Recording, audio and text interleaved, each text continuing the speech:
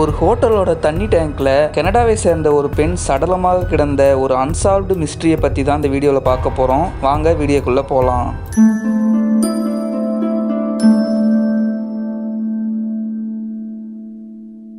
ஜனவரி 26, 2013 21 வயதான கனடாவை சேர்ந்த டூரிஸ்ட் எலிசா லேம் என்ற பெண் லாஸ் ஏஞ்சல்ஸ்ல இருக்கிற ஒரு ஹோட்டல்ல தங்குறாங்க. அவங்க செக் அவுட் பண்ண வேண்டிய நாள்ல அவங்க ரூம்ல இல்லைன்னு தெரிஞ்சுக்கிட்ட ஹோட்டல் நிர்வாகம் அவங்களுக்கு கால் பண்ண ட்ரை பண்றாங்க. ஆனா அவங்களோட மொபைல் மற்றும் மற்ற திங்ஸ் எல்லாம் ரூம்ல தான் இருக்கு. அந்த பெண்ணை மட்டும் காணோம். வேற வழி இல்லாம ஹோட்டல் நிர்வாகம் போலீஸ்க்கு கால் பண்றாங்க. போலீஸ் வந்து எல்லா இடத்துலயும் தேடி பார்க்கறாங்க.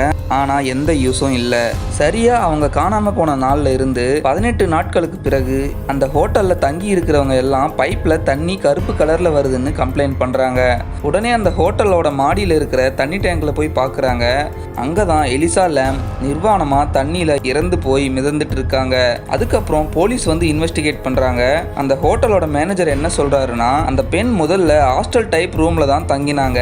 ஆனா கூட இருந்த மற்ற பெண்கள் எல்லாம் எலிசா லேமோட நடவடிக்கை வித்தியாசமா இருக்குன்னு கம்ப்ளைண்ட் பண்ணதால அவங்கள தனி அறைக்கு மாத்திட்டோம்னு சொல்றாரு. கடைசியா அவங்க லிஃப்ட்ல இருக்கிற சிசிடிவி ஃபுட்டேஜ்ல அவங்க தனியா யார் கூடவோ பேசிட்டு இருக்கிற மாதிரி விசித்திரமா ஆக்ஷன் பண்ணிட்டு இருக்காங்க. அவங்களோட போஸ்ட்மார்டம் ரிப்போர்ட்லயும் கொலைக்கான எந்த ஒரு தடயமும் கிடைக்கல. இத தற்கொலைன்னு சொன்னாலும் அவங்க எப்படி அந்த டேங்க்ல ஏறி அந்த மூடிய மூடுனாங்கன்னு எல்லாரும் குழம்பி போய் இருக்காங்க. இதுவரை இவங்களோட இறப்புக்கு எந்த ஒரு தடயமும் கிடைக்காம ஒரு அன்சால்வ்டு மிஸ்ட்ரியாவே இருக்கு.